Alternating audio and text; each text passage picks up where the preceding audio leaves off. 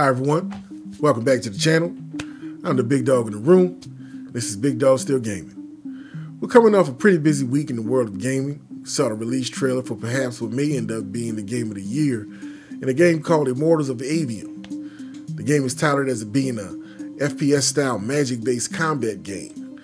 I think of it kind of like a mixture between Hogwarts Legacy, Call of Duty, and maybe Injustice League. The combat visuals are absolutely stunning, as the game was developed in the latest version of Unreal Engine and reportedly utilizes all the engine has to offer, including Lumen, Nanites, World Partition, and metahumans. The game also comes with a compelling storyline reminiscent of lore, the likes of Diablo or Elder Scrolls. All it has to do is deliver on gameplay, and that will make it, at least in my mind, the biggest challenge Liza P will face for Game of the Year this year. A link to the previous video I did on the game, along with the release trailer, should appear above. So now let's break down some topics from this week. This week we learned that documents from the Pentagon were leaked on a Minecraft Discord server and are just now being officially acknowledged. At least 10 documents appeared on a server called Minecraft Earth Map on March 4th, as reported by Bellingcat. A link to the article will be in the description. Apparently a user, after a brief spat with another user over the war in Ukraine, decided to end the argument in grand fashion with the following statement. Here, have some leaked documents. To which he attached 10 documents about Ukraine, some of which were stamped top secret. So I think this is the third time I'm reporting on an incident like this year, which prompted me to look up the penalty for this kind of thing. In the United States at least, the penalty for conviction of unauthorized disclosure includes up to 10 years in prison, a large fine, or both. Needless to say, and I feel I have to say it because I don't see that anyone else has, it's not worth it.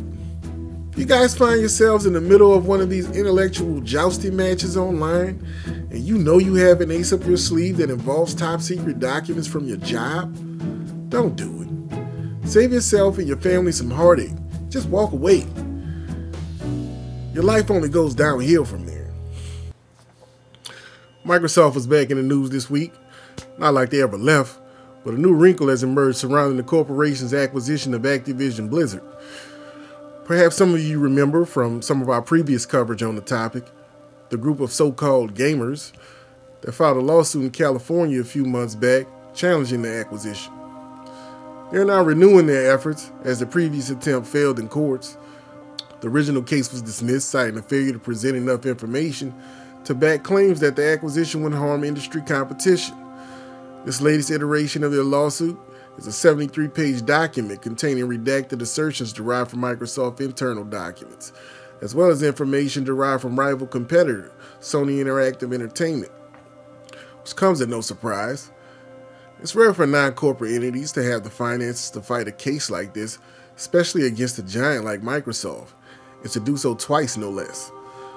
I kind of hinted at this in previous videos, but I wouldn't be surprised if somewhere down the line we find out that these so-called gamers are affiliated or somehow associated with Sony. Perhaps we may never find out, but I sure am interested to see how they are funding their lawsuit. These guys must really, really love gaming. More on this topic later. This week, Rainbow Six Siege content creator Thaco was banned by Ubisoft after learning that the creator was uploading racist TikTok videos. NME reported that it had viewed a series of TikToks, which have been deleted, where Thaco was making racist comments about Castle, a black character in Rainbow Six Siege. NME contacted Ubisoft to make sure it was aware of the situation, after which a spokesperson announced Thaco has been sanctioned. Ubisoft has since cut ties with the creator, and his in-game charm cosmetic has been removed. There's still a couple of the aforementioned videos online, posted to the Twitter account of content creator and activist Saskia Cole. From what I've seen, I just can't make heads or tails of this guy.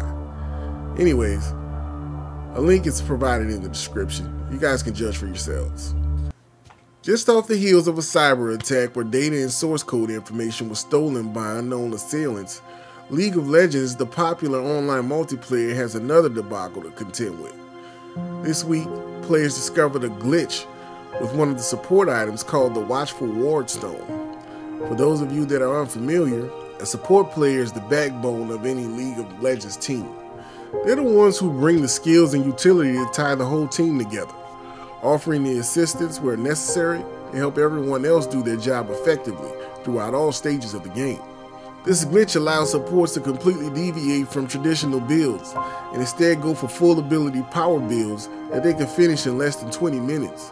Due to the power disparity between players exploiting the glitch and those who were not, teams were getting decimated.